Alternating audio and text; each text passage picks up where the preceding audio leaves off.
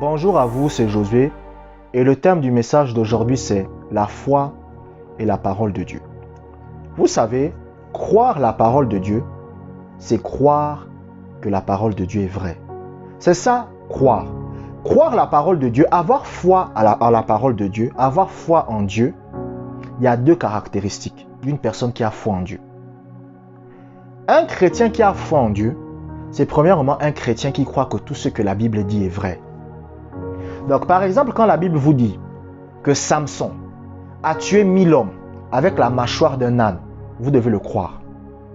Si je vous dis que Samson a tué 1000 hommes avec la mâchoire d'un âne et que vous me dites c'est impossible, ça veut dire que vous ne croyez pas à la parole. Croire, vous comprenez? Croire la parole de Dieu, croire en Dieu, c'est croire que tout ce que la Bible dit est vrai.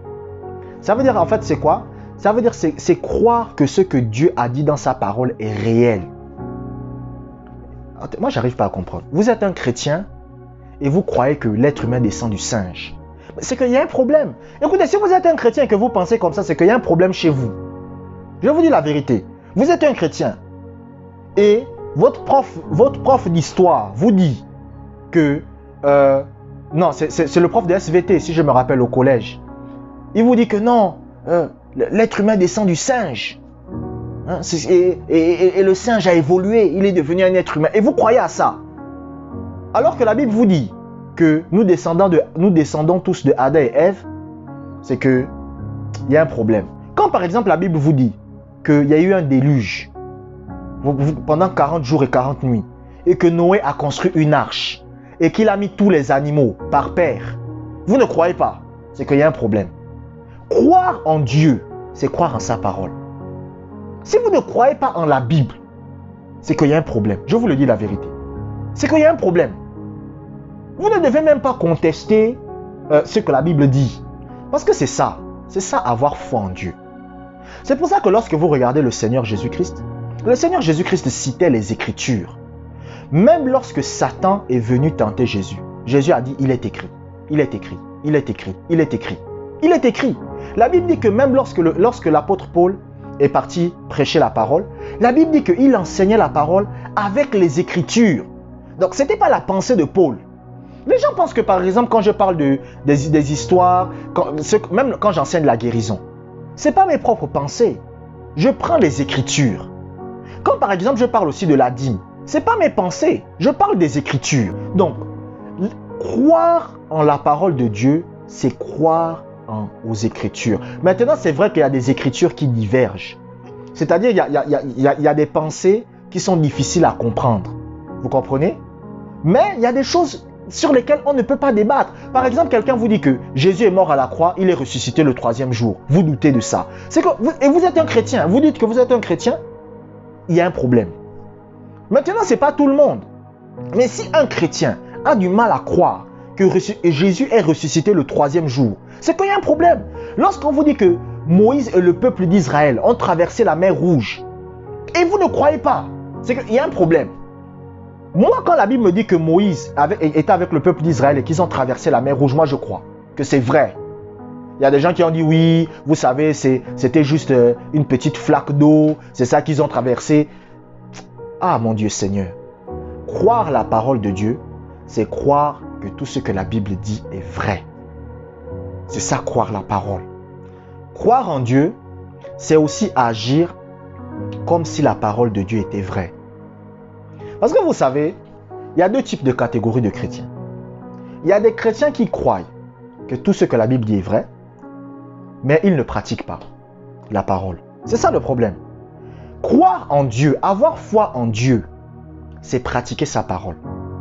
C'est faire ce qu'il demande de faire. C'est faire ce qu'il demande de faire. Et moi, je vous le dis, les chrétiens qui iront au ciel, et je le répète, les gens n'aiment peut-être pas quand je dis ça. Les gens n'aiment peut-être pas quand je dis ça. Mais les chrétiens qui iront au ciel, c'est les chrétiens qui pratiquent la parole. C'est les chrétiens qui pratiquent la parole. Ce n'est pas ceux qui vont à l'église. Parce que beaucoup de gens se trompent. Ce n'est pas le fait d'aller à l'église qui nous sauve. C'est le fait de pratiquer la parole. Quelqu'un peut dire Jésus est Seigneur, mais s'il ne pratique pas la parole, Jésus vient, il ne part pas. Quand je dis pratiquer la parole, ça ne veut pas dire que vous ne pouvez pas, écoutez, quand je dis pratiquer la parole, ça ne veut pas dire que tout ce qui est dans la Bible, vous pratiquez, non. Mais ça veut dire que quand on voit votre vie, on sent que vous êtes quelqu'un qui pratique la parole de Dieu. C'est comme un professeur et son élève. Nous tous, on a fait l'école.